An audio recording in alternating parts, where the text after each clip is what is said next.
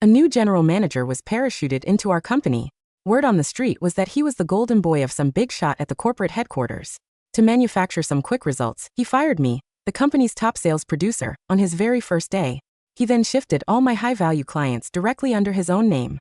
He even drastically slashed the profit-sharing ratios for our clients.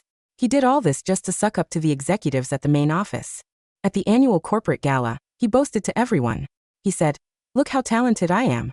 I've only been here a few months, and I've already secured several million in profit." While he was basking in his own glory, he had no idea. He was single-handedly driving the company straight into a brick wall. I was a senior director at a digital marketing agency owned by a massive tech conglomerate. My role was basically that of a VP of sales. Our business revolved around connecting with clients and handling their online branding, promotion, and sales funnels. I am nearly 30 years old, and I personally held the keys to 60% of the company's revenue. Beyond just sales, I had taught myself coding, web design, and e-commerce strategy. Because of this, my performance was legendary. I was the top producer year after year. Our previous general manager had recently jumped ship for a better offer. My colleagues were all teasing me at the water cooler.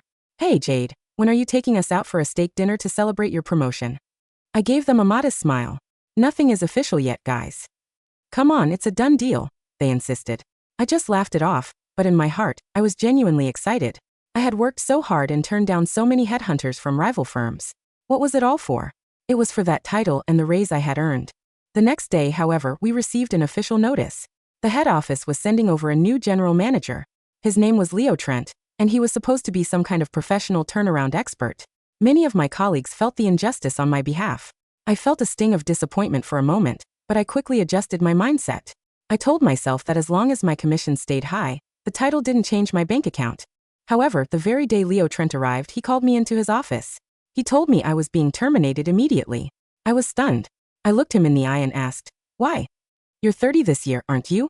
You're not exactly a spring chicken anymore," Leo said, leaning back in his chair. "When a woman passes 30, her energy and capabilities take a nosepipe. It's a biological fact. Plus, you're unmarried and childless. You'll definitely be facing pressure to get married and start a family soon, right? As the GM, I have to mitigate risks for this company. Of course, that's not even the main issue. The main issue is that I've looked at your client list. Most of them are stable accounts you've had for over a year. For stable resources like these, the company doesn't really need you to maintain them. Anyone could do it. So sorry, but this company doesn't pay for dead weight." Leo had a middle-part hairstyle and a slightly bloated physique. He shrugged his shoulders, putting on a face that was supposed to look helpless. To me, it looked like a pathetic, ugly mask. "I personally maintain 60% of this firm's business. What more do you want?" I demanded. "It's true I haven't brought in new leads lately, but that's because I've been passing them all to my team members. Can't you see their growth?" I was desperately trying to defend my decade of hard work. But this man just gave me a look of misplaced intellectual superiority. "Like you said, I can just hire a fresh grad to keep those clients happy for a fraction of the cost. With the salary we pay you, I could hire 3 hungry 20-year-olds. I was speechless. Was that really how he saw it? I had only put the clients under my team's names to help them hit their bonuses. I was still the one doing the heavy lifting on branding and promotion strategy. But looking at him, I realized I didn't want to waste another breath. It didn't matter anymore. It wasn't like I didn't have other options. "Fine. When does the severance paperwork come through?" "Once the payout is settled, I'll hand over my files," I said. I had given up. Or rather, I had reached my limit. A leader like this wasn't worth my loyalty. But what Leo said next completely destroyed any shred of respect I had left for the man. "I expect you to submit a voluntary resignation letter. Let's keep this professional and part as friends." "What? On what grounds?" This time, I couldn't help it. I slammed my hand on his mahogany desk. If I was fired, I'd get a massive severance package worth over $100,000. If I resigned, I'd get zero. And he called this parting as friends? If I were the type to get physical, I would have thrown a punch right then and there. Leo smiled like he held all the cards. He narrowed his eyes at me and whispered, "I know all about the gifts you've been taking from clients." I felt the blood rush to my head. After a long silence, I gritted my teeth. "Are you really going to use that as leverage?" Leo spread his hands out casually. "I'm just stating facts." "Fine. Leo Trent, right? Karma is a real bitch. I'm out of here." I clenched my fists, turned around, and walked out of that office. I started packing my things immediately. My colleagues were all staring, trying to catch a glimpse of what was happening. A few of the veterans who were close to me whispered, asking what was wrong. I just shook my head, feeling completely drained. I didn't want to talk. I had given 10 years of my life to this place, only to be kicked out like trash. Regarding the client gifts, it was the unspoken rule of our industry. It was something everyone did, but no one talked about. If you didn't accept a small token of appreciation, the clients would feel uneasy. They would think you didn't value them, or that there was no personal bond. In our line of work, a simple tweak in a promotion schedule could mean a massive shift in their revenue. A gift was their way of saying thank you for the extra effort. Most companies in our field actually encouraged it to build stronger ties. It was about loyalty, not greed. It wasn't about being greedy. It was about giving the clients peace of mind. But now Leo was using it as a weapon to ruin me. In this entire industry, who didn't take a bottle of wine or a gift basket? Technically, though, it could be twisted into a policy violation. Even if my conscience was clear, I had no defense that would hold up in a corporate hearing. That night, back in my apartment, I opened a bottle of red wine. It was a gift from a client. It was a $20 bottle of wine. I never accepted anything expensive.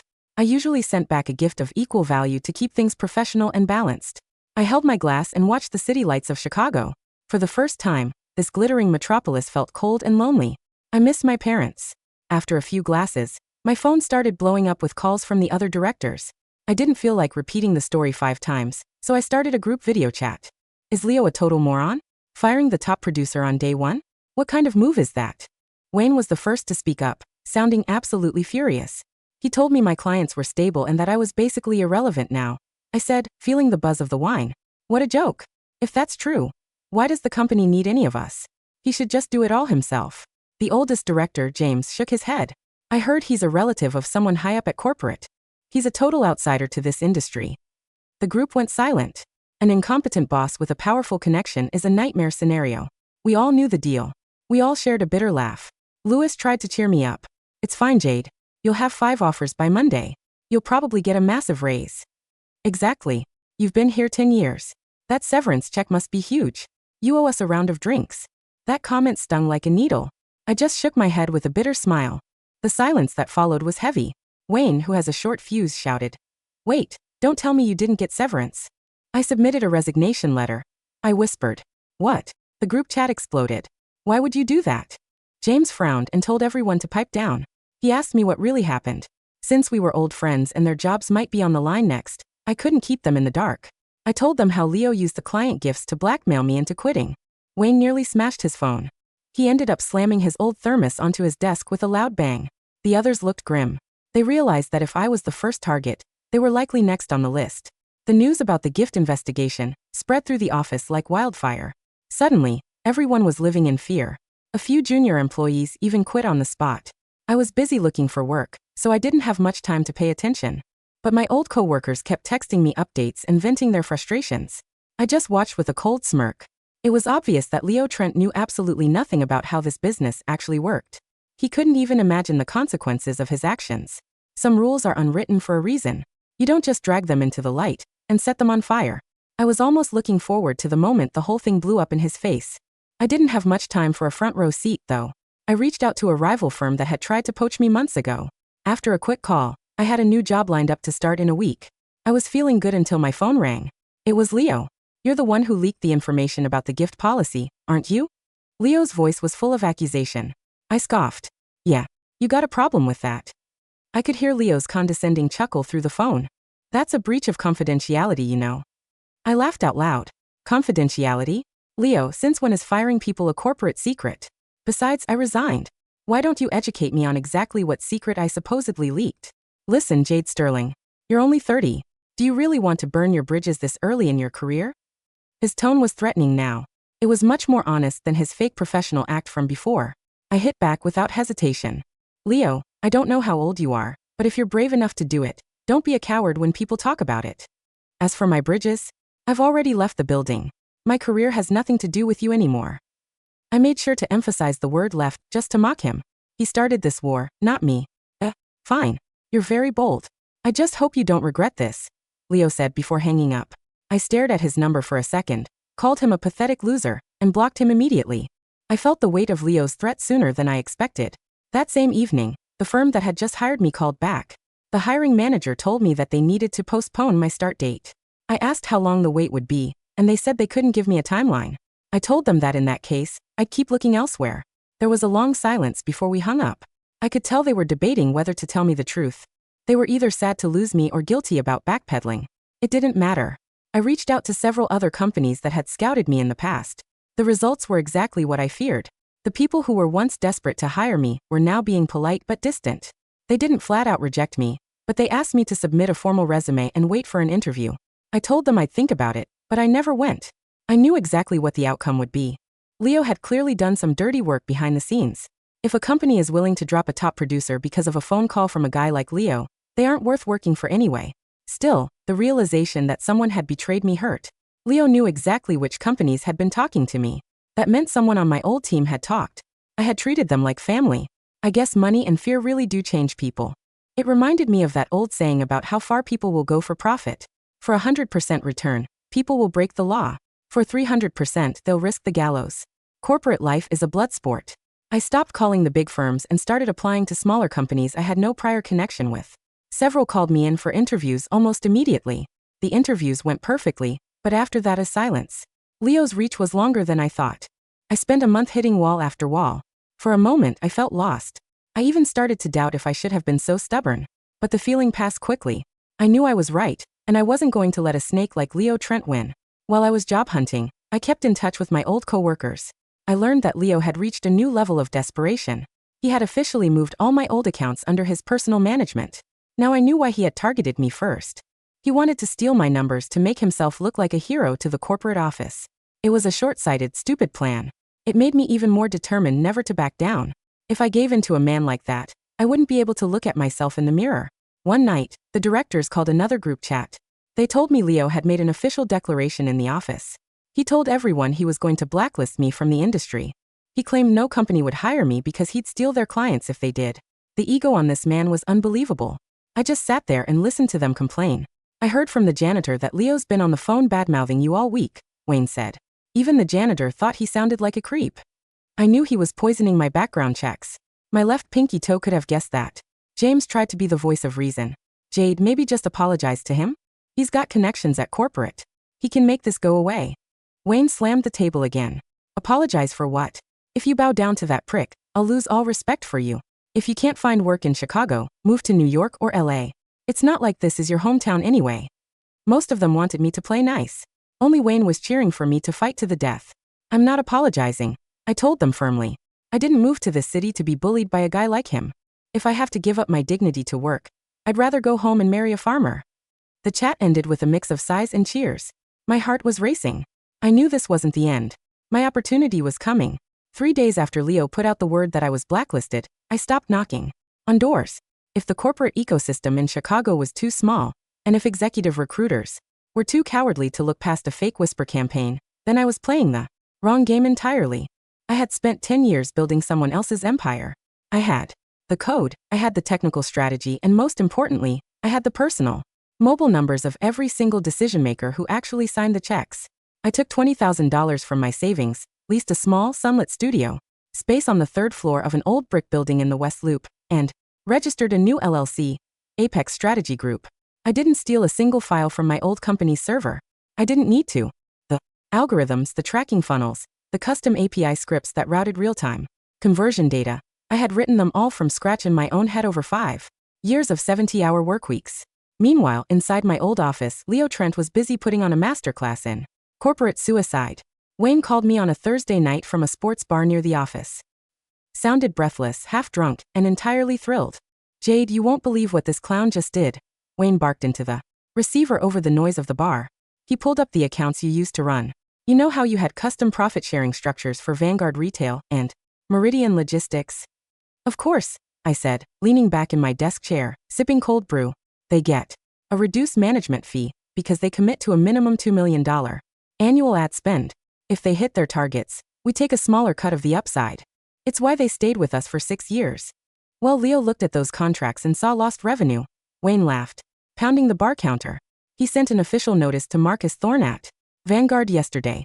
He unilaterally raised their retainer by 40% and cut their ad spend optimization budget in half. He told Thorne it was corporate policy restructuring. I nearly choked on my coffee. He did what? He hiked their rates and cut their service. Wayne roared. He thinks because Vanguard is a billion-dollar enterprise, they won't notice a couple $100,000 He told the floor today that he just reclaimed $300,000 in lost margin for the quarter.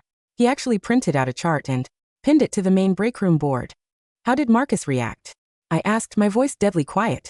Thorne hasn't replied yet, Wayne said.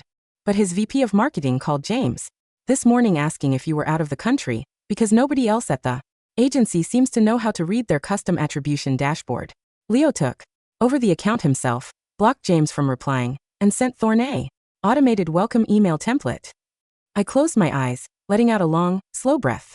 Marcus Thorne was a self-made logistics mogul who wore iron jeans, drank black coffee from a thermos, and hated corporate suits more than he hated tax audits. He had hired me 5 years ago after I spent 48 hours straight fixing a broken tracking code during their Black Friday launch that would have cost him $600,000 in lost sales. He didn't care about agency brand names. He cared about me. Wayne, I said softly, don't touch that account. Don't fix anything Leo breaks. Do your job, keep your head down and let the man cook. Oh, he's cooking all right, Wayne smirked. He's burning the whole kitchen down. The first explosion happened on a Tuesday morning, exactly 3 weeks after I was fired.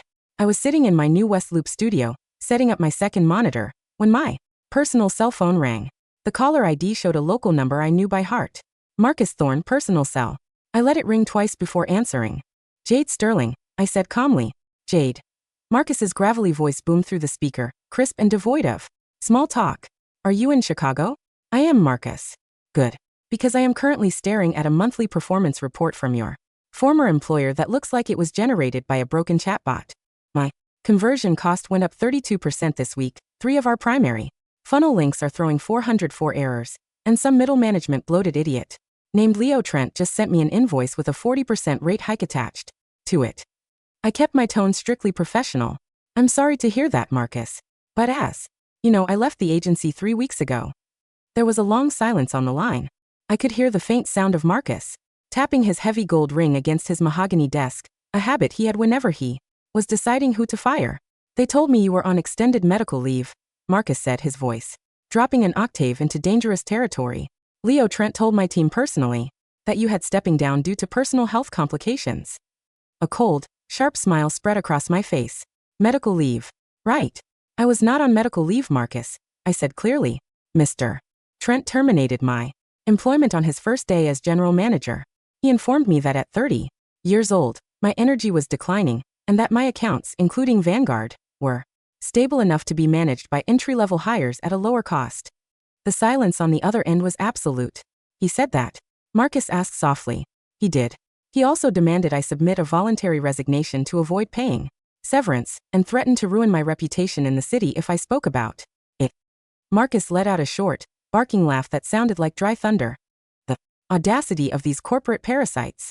He took my business for granted because he thought the name on the door was what I was paying for.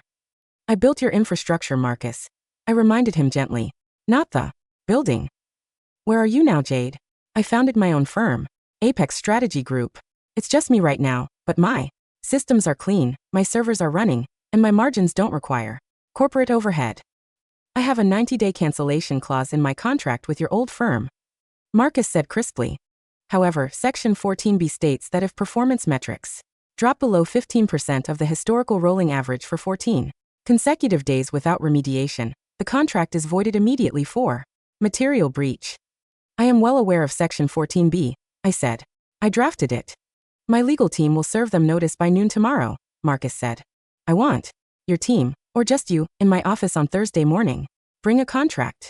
I'm transferring our entire $6 million digital account to Apex.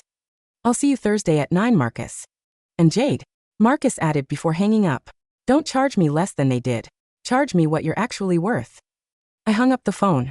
I sat in my empty studio for 5 full minutes, staring at the brick wall, feeling a wave of ice-cold adrenaline wash through my veins.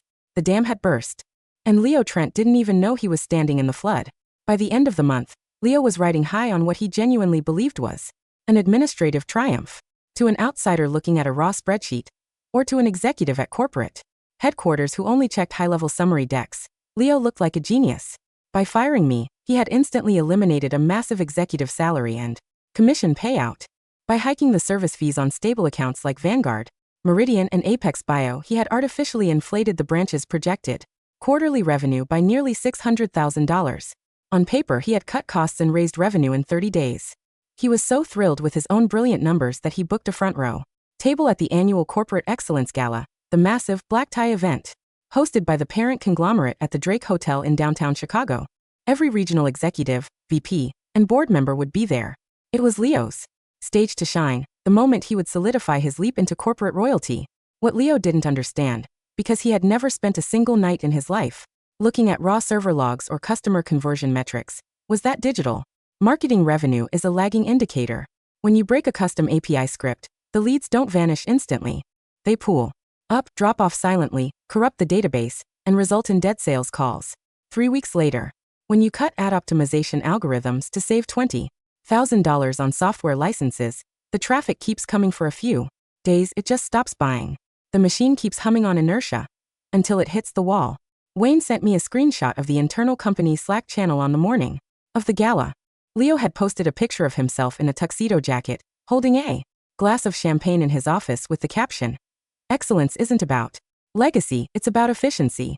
Q1 targets crushed. See you at the Drake." I looked at the screenshot, then looked at the second monitor on my desk. On that screen was a live tracking dashboard I had built to monitor general industry conversion rates across Chicago. I could see Vanguard's conversion numbers hovering at absolute zero. I could see Meridian's main logistics landing page throwing fatal database timeouts because nobody had renewed the server certificate that I used to manage personally. The engine was dead. The car was just coasting toward the cliff edge at 80 miles an hour. At 3 p.m., my phone rang again. It was James, the senior director who had advised me to apologize to Leo weeks ago. His voice was trembling so violently, he could barely hold the phone. Jade, are you there?" "I'm here, James," I said smoothly. "Marcus Thorne just pulled the plug," James stammered, his voice choked with panic. "Vanguard's legal team just hand-delivered an emergency rescission notice to the office. They're terminating their contract immediately under Section 14B. They're suing the agency for $2.4 million in lost sales due to system negligence." "Oh dear," I said, putting my feet up on my desk. "That sounds complicated." "It's not just Vanguard," James practically shrieked. "Meridian Logistics just called. Their entire promotional campaign crashed during their midday push. Their CEO is on a rampage. He called Leo's corporate sponsor, Mr. Harrison, directly on his personal line. He told Harrison that Leo is an incompetent fraud who destroyed 6 years of infrastructure in 20 days. Where is Leo right now?" I asked mildly. He's at the Drake Hotel." James whimpered. "He left at 2 to get hair styled for the gala. He turned his phone on to Do Not Disturb, so he wouldn't be interrupted before his presentation." I checked my watch. It was 3:45 p.m. The executive reception at the Drake began at 5 p.m. "James," I said with genuine warmth, "you should probably update your resume. It's going to be a very long evening." The grand ballroom of the Drake Hotel was a sea of crystal chandeliers, black tie tuxedos, floor-length silk gowns, and ice sculptures carved in the shape of the corporate logo. Over 300 top executives, regional directors, and major investors were circulating with glasses of vintage Dom Perignon. At the head of the room, on an elevated stage beneath a massive LED screen, sat the executive board, led by CEO Arthur Vance and Senior Vice President Richard Harrison, Leo Trent's maternal uncle and primary patron. Leo was in his element. He wore a velvet-trimmed tuxedo, his middle part hair slicked back with heavy pomade, circulating from table to table with a glass of scotch, accepting congratulations. "It's about bold leadership," Leo was overheard saying to a group of regional directors near the champagne fountain, his voice loud and performative. When I stepped into the Chicago office, I found a culture of entitlement. Senior staff living off past glory, taking massive compensation packages for doing routine maintenance. I purged the dead weight on day one. "I heard you let Jade Sterling go," one of the regional directors noted, frowning slightly. "She was the top producer in the entire North region for 4 years straight." Leo waved his hand dismissively, letting out a condescending chuckle. "Jade was a glorified account manager who hit a ceiling. She was 30, burning out, and resistant to modern corporate optimization. I absorbed her accounts myself. And guess what? Our projected margin increased by 40% in 30 days. 40%? Someone asked, impressed. 40%, Leo lied smoothly, raising his glass. It turns out when you strip away the female drama and the overpriced strategy, the clients just want results. Anyone can manage a stable account. At the head table, Richard Harrison beamed with pride, nudging CEO Arthur Vance. Told you the boy had teeth, Arthur. Give these young guys a shot, and they cut. Right through the bureaucracy. Arthur Vance, an old-school executive with sharp gray eyes who had built the conglomerate from a single regional firm, didn't smile. He looked down at his iPad, where a series of frantic notification badges had begun flashing red. Richard, Vance said softly, his voice low beneath the brass band playing in the background. Have you checked the live regional operational reports in the last hour? Oh, you know how these galas are, Arthur, Harrison chuckled, sipping his wine. Let the boys enjoy their night. We can review the spreadsheets on Monday. I don't think this can wait until Monday, Vance said flatly. He tapped his screen, turning the tablet toward Harrison. On the screen was a red banner alert from the legal department. Critical emergency, Vanguard Retail. 6 MARR. Contract terminated. Intent to sue served. Asterisk. Asterisk critical emergency, Meridian Logistics 4. 2 MARR. Contract terminated. System. Outage reported. Critical emergency, Apex Bio, $3.1 million ARR. Account frozen. Demanding audit. Harrison's smile froze. The color slowly drained from his face, leaving his complexion the color of curdled milk. What is this? This must be a software glitch. Before Harrison could call his nephew over, the heavy mahogany doors at the back of the grand ballroom swung open. The room didn't go silent immediately, but a ripple of murmurs began to spread. From the back tables toward the stage, 3 men in dark charcoal suits walked into the room. They weren't wearing tuxedos. They weren't smiling. In the center was Marcus Thorne, flanked by his chief legal counsel and the CEO of Meridian Logistics, David Chun. And walking right beside Marcus Thorne, wearing a tailored midnight blue velvet pantsuit, holding a leather document portfolio, was me. Leo didn't see me at first. He was too busy leaning over a table of junior executives, boasting about his upcoming promotion to regional VP. It was only when the music suddenly stopped, cut off on a sharp gesture from CEO Arthur Vance, that Leo turned around, blinking in confusion under the stage lights. Marcus Thorne didn't wait for an invitation. He walked straight down the center aisle of the ballroom, his heavy dress shoes resounding against the parquet floor like artillery fire. The crowd of executives parted before him like the Red Sea. Arthur, Marcus said loudly, stopping right at the foot of the head table, ignoring the hundreds of staring eyes. Arthur Vance stood up immediately, his expression grave. Marcus, what is the meaning of this? If this is about the annual partner dinner we had you scheduled for. I'm not here for dinner, Arthur, Marcus said, his voice echoing through the silent ballroom. I'm here to deliver a notice of breach in person so you don't hear it secondhand from your incompetent legal department. Leo stepped forward, his face flushed with a mix of panic and indignation. He hurried up to Marcus, trying to put on his practiced corporate smile. Mr. Thorne, what a pleasant surprise. Leo stammered, reaching out a hand. I didn't realize you were attending tonight. If there's an issue with the recent invoice adjustments, I assure you we can discuss it in my office on Monday. Marcus didn't even look at Leo's outstretched hand. He looked past him as if Leo were a piece of clear glass, and addressed Arthur Vance directly. Arthur, who is this toddler? Marcus asked flatly. A few muffled gasps echoed through the room. Leo's hand withered in the air, his face turning a deep, violent crimson. This is Leo Trent, Arthur Vance said, his voice dangerously low. The general manager of our Chicago Digital Division. Well, your general manager of Chicago Digital Division just cost your firm my $6 million account, Marcus said calmly, along with David's $4 million account at Meridian. And if your legal team isn't in my office by 8 tomorrow morning with a settlement check for $2.4 million in lost revenue from today's system crash, my attorneys will file a fraud injunction against your parent board by noon. The ballroom went completely, terrifyingly still. Richard Harrison stood up so fast his chair screeched against the floor. Marcus, wait. This is a misunderstanding. Leo informed us that Vanguard's performance metrics were up 40%. Leo lied, I said, stepping forward out of the shadows behind Marcus. Every head in the room whipped toward me. Leo stared at me, his eyes wide, his mouth opening and closing like a fish out of water. Hey, Jade Sterling? What the hell are you doing here? Security. Remove this woman. She's a terminated employee. She's trespassing. Sit down, Leo, CEO Arthur Vance commanded. The tone in Vance's voice was so sharp, so absolute, that Leo's knees actually buckled slightly. He sank back against the edge of a guest table, sweating profusely through his stiff collar. I opened my leather portfolio, pulled out a stack of pristine, bound audit documents, and laid them directly onto the head table in front of Arthur Vance. Mr. Vance, I said, my voice crisp, clear, and perfectly audible to the first 3 rows of corporate leadership. My name is Jade Sterling. I served as Senior Vice President of Sales and Technical Strategy at your Chicago branch for 6 years, generating 62% of its total division revenue. I gestured to the documents. On his first day, Mr. Trent terminated my employment without cause. When I requested my legal severance, he attempted to blackmail me into a voluntary resignation by threatening to fabricate policy violations regarding minor client appreciation tokens. Harrison tried to interrupt. This is an internal HR matter. It is an operational disaster, Mr. Harrison, I countered, looking him dead in the eye. Because Mr. Trent didn't just fire me.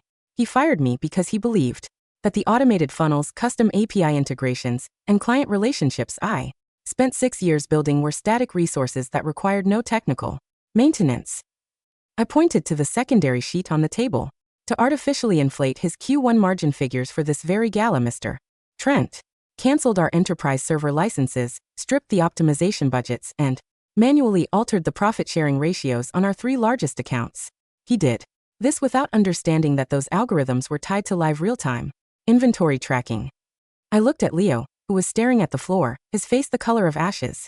The result, I continued, was a total system collapse during today's peak logistics window. Vanguard lost $600,000 in unrouted orders. In 4 hours, Meridian's tracking server went black. And the 40% profit increase Mr. Trent bragged about on his Slack channel was nothing more than an accounting illusion built on unpaid software bills and stolen credit. Marcus Thorne stepped up beside me, placing a heavy hand on my shoulder.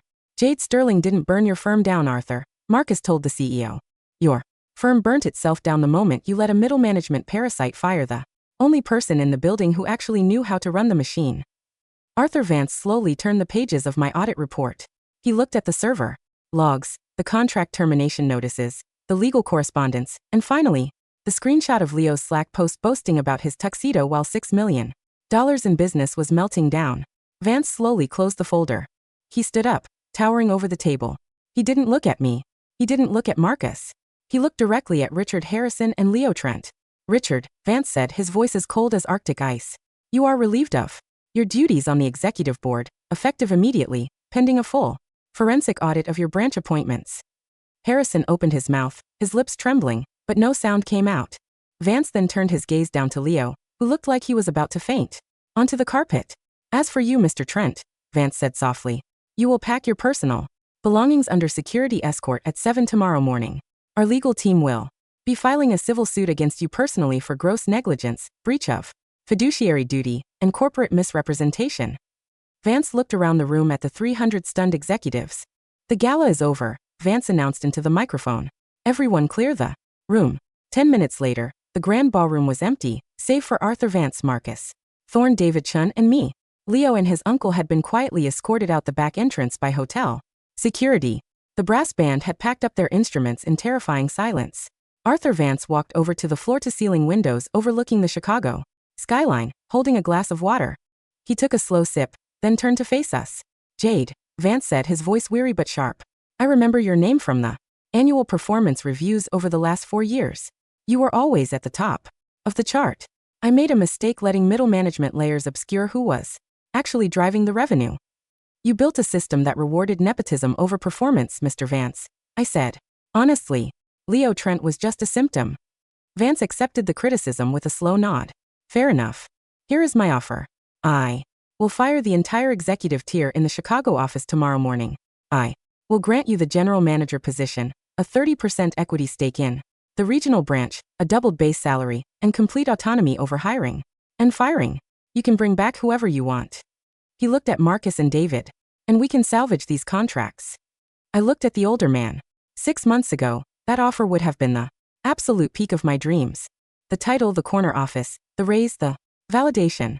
I looked down at my hands that had coded scripts, written strategies, and built a business from scratch in a sunlit studio in the West Loop over the last 3 weeks.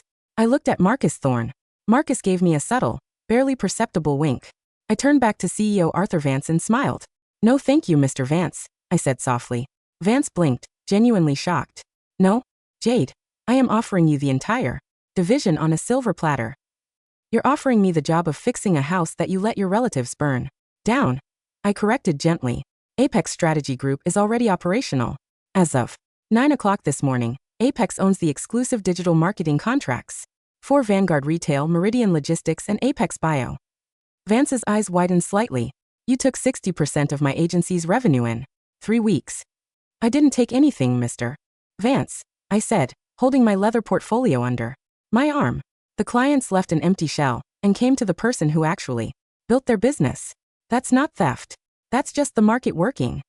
I adjusted my velvet blazer, looked him in the eye, and extended my hand. If your new management team ever needs a third-party technical audit, my consultation fee is $500 an hour. Have a good evening, Mr. Vance. We shook hands. I turned on my heel and walked out of the grand ballroom of the Drake Hotel, my heels clicking loudly against the marble tile, sounding like a victory march. 6 months later, the summer sun was streaming through the floor-to-ceiling glass windows of my new corner office on the top floor of a high-rise in the Fulton Market District of Chicago. Apex Strategy Group was no longer just me and a laptop in a brick studio. We occupied a full 6,000 square foot floor. We had 24 full-time strategists, coders, and account managers. Behind the glass partition of the main floor, I could see Wayne laughing near the coffee station, presenting a new dashboard to a junior designer. Beside him was James, who had resigned from my old agency 48 hours after the gala to join Apex as our head of operations. My old firm hadn't shut down entirely, but it had shrunk to a small, insignificant satellite office handling minor local accounts, stripped of its prestige and gutted of its major revenue streams. Leo Trent's story had become a legendary cautionary tale whispered across every marketing firm in the Midwest. After being fired and sued by his former corporate parent for gross negligence, he had tried to find work at rival agencies in New York and Los Angeles. But in our industry, when you ruin a $10 million portfolio and get exposed by your own top producer at a black tie gala, your name becomes toxic. Last I heard from Wayne, Leo was working as an entry-level regional sales rep for a mid-tier paper distribution company in Indiana, making $40,000 a year, reporting to a 25-year-old manager. His biological clock comment had somehow leaked to industry group chats, making him the punchline of every executive happy hour in the city. My phone on the desk buzzed softly. I tapped the screen. It was an automated notification from our master financial dashboard. Apex Strategy Group, Q2 net revenue, $4.2 million, target exceeded by 28%. A knock came at my office door. My executive assistant stepped in holding a steaming cup of dark roast coffee and a small, elegant wooden box tied with a gold ribbon. This just arrived by courier, Jade, she said, setting the box on my desk. From Mr. Thorne at Vanguard. I untied the ribbon and opened the lid. Inside was a single bottle of 1982 Chateau Margaux, a wine worth roughly $5,000. Nestled beside the bottle was a handwritten card in Marcus's sharp, decisive scrawl. Jade, our Q2 online conversion numbers just hit an all-time high. Thanks for keeping the machine running. Accept the bottle. It's not a policy violation when you own the building. Marcus. I let out a soft, warm laugh, leaning back in my leather chair, looking out over the sparkling blue waters of Lake Michigan stretching into the horizon. I picked up my pen, opened my notepad, and went back to work.